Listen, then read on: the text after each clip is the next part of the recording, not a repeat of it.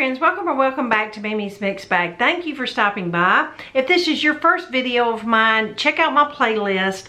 I've got hundreds of craft projects, seasonal decor, happy gifts, all kinds of fun stuff for you to check out. Today is my third collaboration with a company called JDiction. If you've seen my other two project videos with this product, you know how easy this stuff is to work with. They've come out with a few new kits. If you love angels and cherubs, you can mix up the powder and in 30 minutes you will have a little cherub to paint or to embellish. Put in your flower bed, sit on your shelf, give it as a gift. They have another adorable kit that is a collection of famous paintings.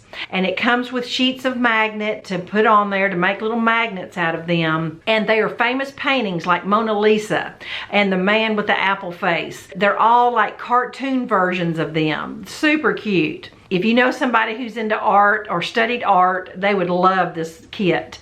I got to pick what kit I wanted, and this is the one I chose, and this was called the DIY Hanging Flowers.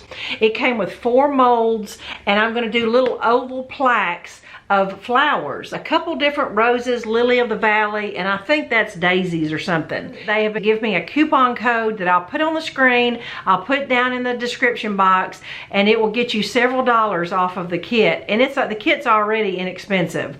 By the time you use my discount code, it's the price of a movie ticket. So let's go to my craft table and let me show you this fun stuff. And this is a better look at what the front of the kit looks like. JDiction ResinCrete kit, and this box is the DIY Hanging Flowers.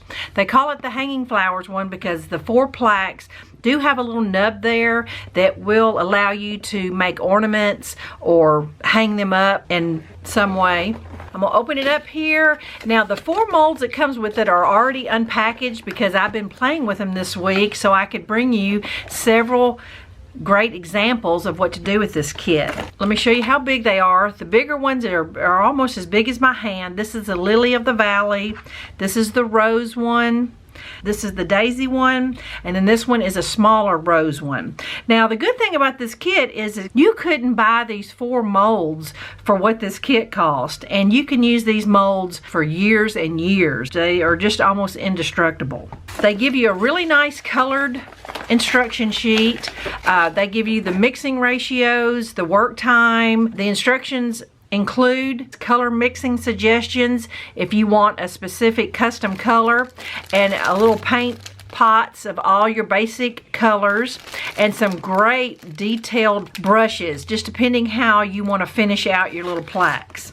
They give you 2 big pouches of this powder. We'll make dozens of those plaques with this. 2 mixing cups, one for your powder, one for your water. A little plastic palette tray, and then like I said, these little plaques are made to hang if you choose to do that, and they've included a big pack of colored ribbon to help you finish it out. I'm gonna move everything out of the way and show you how easy it is to mix the powder. Alright, according to my mixing directions, the ratio is 100 grams of powder to 30 milliliters of water. The first couple videos I did, I encouraged you to use one of these inexpensive kitchen scales. You can set it to unit of measure you need, grams, milliliters, whatever, and you will get an accurate measurement that way. Just do your powder and then do your water, what the instruction says. But I thought this time, for those of you that don't have a kitchen scale, you can totally use these cups. So what I did is in 1 cup, I made this 100, and then the water cup, I put 30 milliliters. So you really don't need the kitchen scale now that I've done this a few times. Now all you do is just pour the water into the powder. Now one thing I did make it back in my kit when I was closing it up to show you was that they do provide you with a little palette knife, and that will help you stir your stuff up, and it's pretty runny. Make sure it's really combined before you pour it into your molds. Now, like I said, I've played with this stuff this week, and I noticed what I ended up doing is doing half of a batch, and that usually would do 1 plaque. So I'm expecting this batch right here to do 2. or at least a big one and a small one, because I was trying to conserve my powder. But I tell you, as much powder as they give you in this kit, you can make several. I'm thinking probably 10 plaques at least out of one kit. I don't quote me on that, but I know I only use that much powder and you get 2 big bags of it. So here's my mold. I'm gonna go ahead and grab up a second mold to do. And another thing, anytime you're working with molds, you need to make sure that your work surface is level. So if you have an iPhone, you can use your level on that, or may have to find you a little bubble level. Now, according to the directions, you have 8 minutes of work time before it really starts setting up. Now, there is another formula for this stuff. If you're, if you're a real resin artist and you want to add mix-ins, people mix in rose petals and all kinds of beads and all kinds of stuff. But, this is just for the basic pour that we're doing, and this is the only resin I've ever worked with, and I tell you, the end result is just beautiful without any kind of mix-ins. I'm just going to pour it in there until it gets about level with the edge right here, and I'm going to pour the second one in there. So yeah, it makes exactly a large one and a small one, just so you know.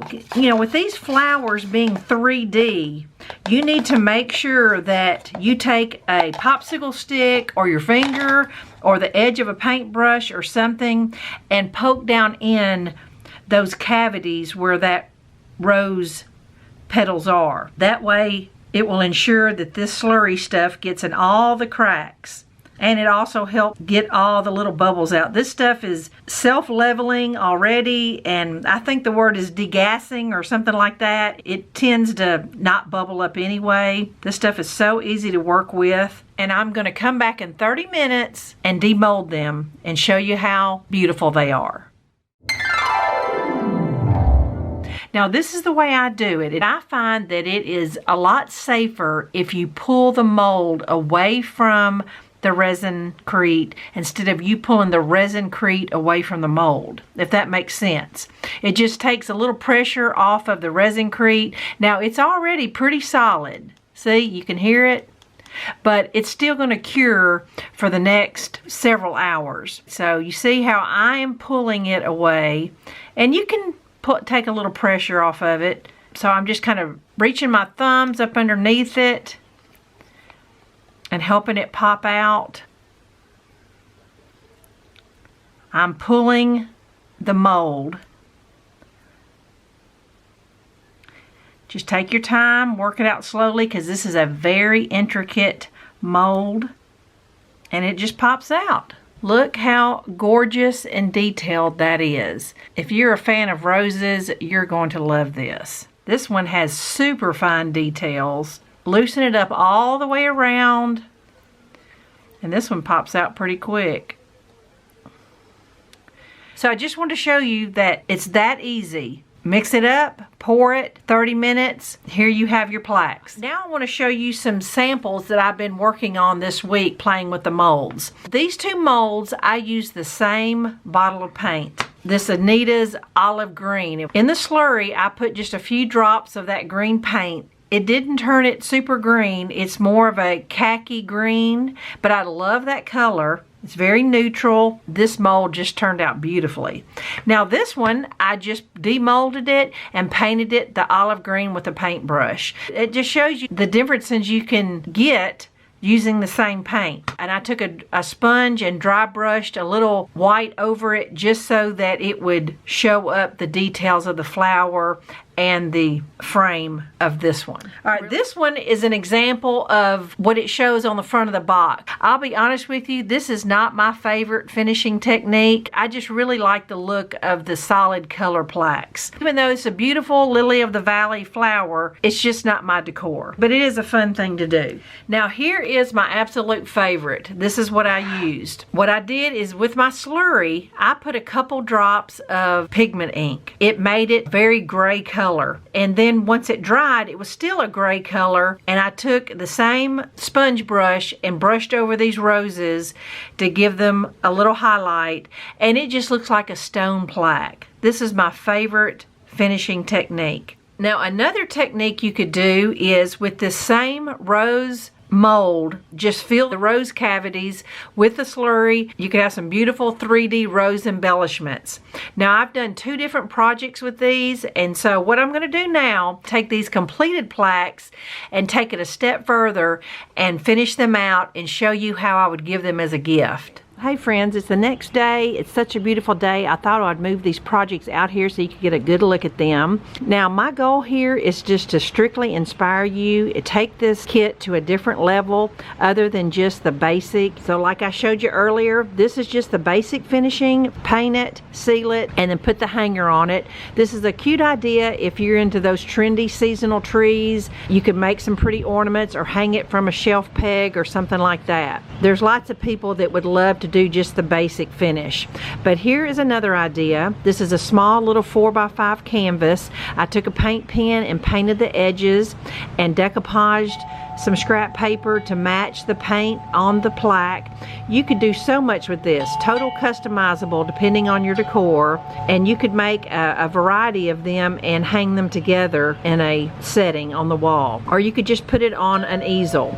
Really cute. This is an idea that I didn't show you, that I just made myself one of the 3D roses. I only filled the rose cavity, and once I demolded it, I brushed on some iridescent glitter glue. I love the neutral of it, and it'll go with a lot of stuff. This would be really pretty with a gold wire choker necklace. I'll put that on just to show you what it looks like.